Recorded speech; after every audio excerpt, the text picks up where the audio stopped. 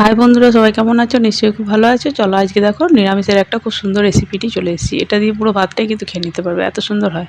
প্রথমে দেখো এখানে আমি গোটা সরষে আর তোমার গোটা জিরে আর শুকনো লঙ্কা বেটে নিয়ে মানে ওটা পেস্ট করে নেবো, তার জন্য ওটা নিয়েছি। এবার দেখো কড়াইয়ে সরষের তেল দিয়ে দিয়েছি। এবার নুন হলুদ দিয়ে আর অল্প সামান্য জল দিয়ে করলাগুলোকে এরকম লম্বা লম্বা করে কেটে নেবে, দিয়ে প্রথমে ভেজে নেবে। ঠিক আছে, করলাটা কিন্তু খুব সুন্দর করে ভাজতে হবে, তেলটা একটু লাগবে, খুব বেশি লাগবে না, তো মাঝারি মতো লাগবে, কিন্তু একটু বেশ ভাজা ভাজা করে রান্নাটা কিন্তু হবে। আর প্রথম থেকে শেষ অবধি দেখো দেখো রান্নাটা কিন্তু খুবই টেস্টি। আর হ্যাঁ, আমার চ্যানেলটা কেমন লাগছে অবশ্যই কিন্তু কমেন্ট বক্সে জানিও। যদি ভালো লাগে তো চ্যানেলটাকে লাইক সাবস্ক্রাইব শেয়ার করে পাশে থেকো, পাশে থাকা বেল আইকন বাটনটা অন করো। আর যদি সত্যি আমার রান্নাটা খুব পছন্দ হয় তো একটু বন্ধু বান্ধবদের সঙ্গে শেয়ার করতে পারো। এই যে দেখো পেস্টটা কিন্তু বাটা হয়ে গিয়েছে। এবার দেখো এটাকে কিন্তু এরকম করে ভেজে নিতে হবে, মানে খুব সুন্দর করে। আরও দেখো কিছুক্ষণ নাড়াচাড়া করলে দেখো আরও সুন্দর, আরও মুচমুচে বা আরও সুন্দর কিন্তু হবে। হ্যাঁ, এখানে কিন্তু কলাটাকে মানে কি বলো তো, ভেজেই মানে সেদ্ধটা করে নিতে হবে জাস্ট। হ্যাঁ, মানে পরে কিন্তু বেশিক্ষণ কিন্তু জলে মানে আমি সেদ্ধ করব না। ঠিক আছে, দেখে নাও আগে। এই যে দেখো এরকম সুন্দর করে ভেজে নেবে। ভেজে নিয়ে এবার তুলে নিচ্ছি সব কলাটাকে। এই যে দেখো এরকমভাবে বেশ ভালো করে ভেজে নেবে। এবার ওই তেলের মধ্যে আর কিন্তু আমি একটু তেল অ্যাড করে দিলাম। হ্যাঁ, এবার একটা শুকনো লঙ্কা দিলাম আর সামান্য মতো পাঁচফোড়ন দিচ্ছি।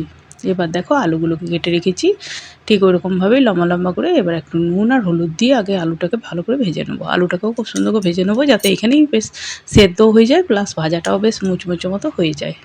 এইদিকে একটু খেয়াল রাখতে হবে, ভেজে নিতে হবে প্রথমে, মানে কষিয়ে নেওয়াটাই মেন এখানে। এবার দেখো এরকম করে ছড়িয়ে ছড়িয়ে ছড়িয়ে ছড়িয়ে বেশ ভালো করে ভেজে নেবো।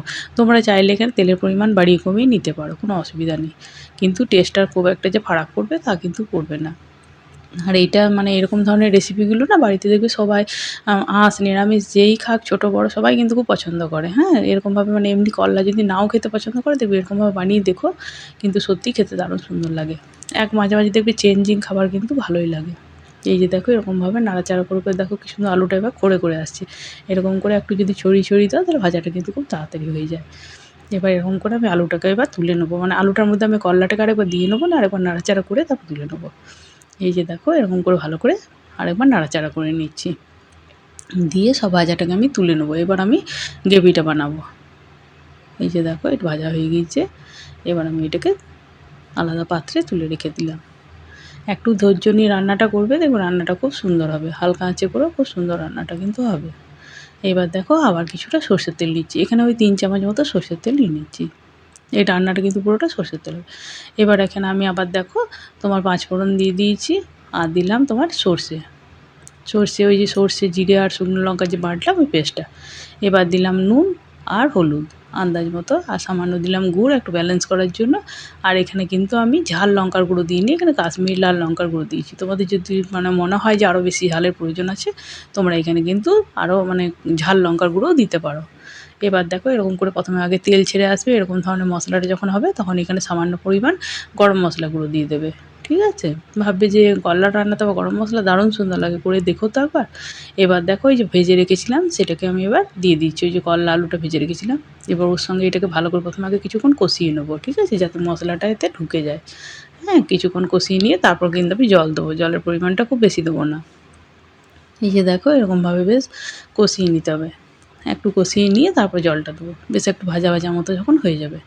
এই যে দেখো আরেকবার নাড়াচাড়া করে নিচ্ছি, তাহলে মশলাটা বেশ কিছুক্ষণ ঢুকে যাবে আর কষতে কষতে বেশ সুসেদ্ধও হয়ে যাবে। এই যে দেখো কি সুন্দর কষানো যখন দেখবে বুঝেই যাবে যে হয়ে গিয়েছে, তখন অল্প সামান্য জল এতে দিয়ে দেবে। এখানে গরম জল বা নর্মাল জল যে কোনো জল দিতে পারো। এই যে দেখো জলটা কিন্তু খুব বেশি দিইনি, এরকম ধরনের জলটা দিয়ে এবার এটাকে আমি একটু ঢাকা দিয়ে দেবো, যাতে এটা ফুটে ওঠে ভালোভাবে। এবার যখন দেখবে এরকম ধরনের ফুটে উঠেছে, তখন এবার নামানোর আগে একটু ভাজা গুঁড়ি দিয়ে দেবো। ভাজা গুঁড়ি মানে এখানে আমি তোমার ওই যে কী বলে যেন, জিরে আর শুকনো লঙ্কা একটু মানে ইয়ে করে রেখেছিলাম, এবং কাঠখোলা মানে তাওয়ার মধ্যে নেড়ে চেড়ে একটু ভেজে নিয়ে গুঁড়ো করে রাখবে, দিয়ে সেটা একটু ছড়িয়ে দেবে। ছড়িয়ে দিয়ে এরকম করে নাড়াচাড়া করে নামিয়ে দেবো। শুকনো শুকনো মানে বেশি কিন্তু ঝোলঝোলে থাকে না, এটা একটু শুকনো শুকনো মতোই হয়। এটাকে নামিয়ে গরম ভাতে খেতে কিন্তু দারুণ লাগবে।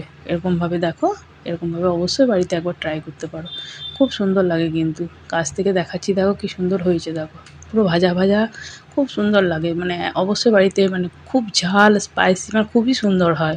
আর যেমন করলাটা রোজ খাও তার থেকে কিন্তু এটা সম্পূর্ণ ভিন্ন আর খুবই টেস্টি হয়। বাড়িতে একবার ট্রাই করে দেখে কেমন লাগছে অবশ্যই কিন্তু কমেন্ট বক্সে জানিও, অপেক্ষায় থাকবো।